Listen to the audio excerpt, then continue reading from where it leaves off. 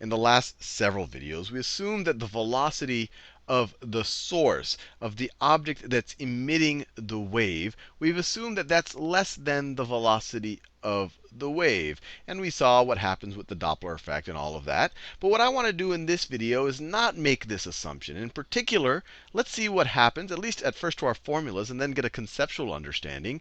Let's see what happens when the velocity of the source is equal to the velocity of the wave. So the first thing we might try to do is just apply this assumption, this new assumption, into the formulas that we had in the last video. And those formulas were here.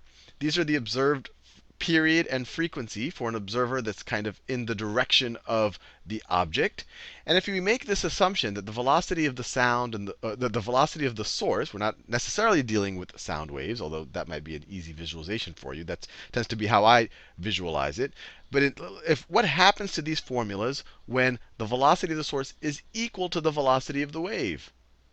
Well, if these two quantities are equal up here, you have something, subtract the same thing from it. This numerator right here becomes 0. So it'll turn this whole thing into being 0. So the period, or the observed period, will be 0, which means you don't have to wait any time at all between successive crests. That the entire waveform just gets infinitely bunched together. So it's just, it's just kind of like one impulse. And if we look at the frequency, we can either look directly at the formula, and you'll see, well, you have something divided by 0 right here.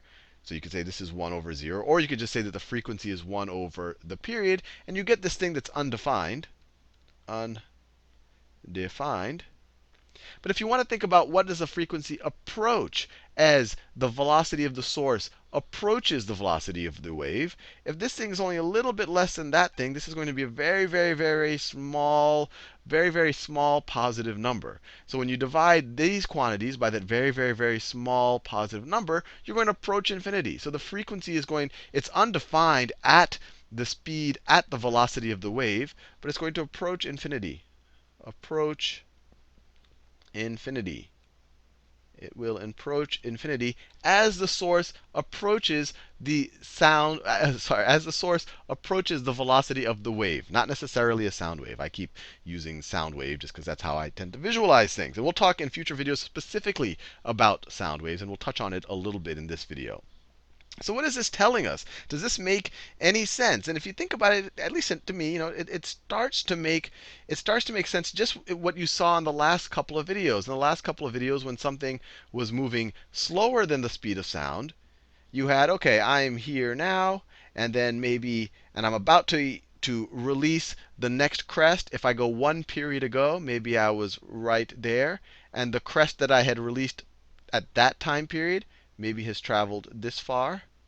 Just like that. If you go a period before that, I would have been over there. And the crest that I released then would have traveled that far. We saw this in the last two videos. And if you go the period before that, I would have been there. And the crest that I would have released would have been that far. And this was the whole reason why the Doppler effect happens. Because the observer sitting right here, let me do this in a separate color. The observer sitting right here is going to experience these crests more frequently than an observer sitting out here, because the wavelength gets compressed. Because every time this guy releases a new crest or a new cycle, he is moved forward. He is moved forward in the direction of this motion right here. So let's think about what happens when he is exactly moving at the speed of the wave. So let's say that the source is here now. This is right where he is, and he's right about to release a new crest. So where was he at one period ago? So let's say he was here one period ago. And where is the crest that, so one period ago, if he's right going to release a crest or a cycle right now, one period ago he released another cycle. And where has that cycle gone? Well, we're assuming that the wave is traveling at the same velocity as this guy, but it's going radially outward. So whatever he released then, it will have traveled at the same velocity as himself. So it will have gotten this far. Right? He released it one period ago, and that's where he was one period ago. Over the course of the next period, he traveled there, and so did the wave. The wave also traveled there. Now, where was this character 2 periods ago? 2 period. And when I talk about the period, I'm talking about the actual period of the wave. Every period, or kind of how long does it take between similar points in the cycle. And I like to think of them as the crests in the cycle. So 2 periods ago, he was here. And he released you can imagine a pulse or a crest. And where will that be now? Well, that will have traveled as far as he did. He traveled that far, and so will the pulse that he released. It will have traveled. Actually, I have to make it a little bit more symmetric. It will have traveled that far. So it will have traveled that far. It will have traveled that far.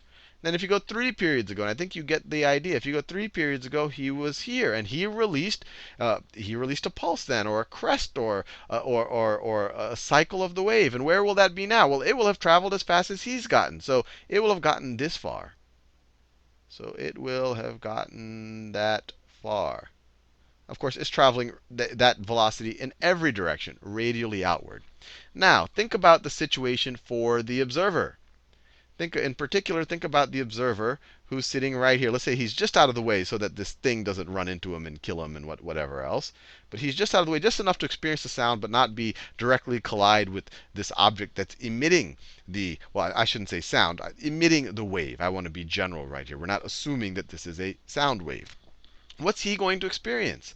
Well, he's not going to, well, if we assume this is a sound wave, he's not going to hear anything until the thing passes right there. And right when the thing passes, it has all of the sound that it generated coming with it at exactly that moment in time. Instead of hearing things periodically, all of the wave fronts smack this guy all at once. And perceptually, instead of hearing a pitch, because you're hearing something periodic, because you're just going to hear a big thump, because all of that sound energy is getting to you at the same time. You're just going to hear a thump, because it's no longer really a frequency. All of the energy is coming to you at the same time. And when you're talking about sound specifically, and especially when you are transonic, which means you're around the speed of sound, or parts of you are above or below the speed of sound, and you move into supersonic speeds, that's what people relate to the sonic boom. And we're going to talk a little bit more about that in the next video, and Mach numbers, all of that, because I just find all of that fascinating. But I think this is intuitive. Because when you look at this, all of the way, everything is just reaching you at exactly the same time. And this was the case of sound waves, but it would be true of any type of waves.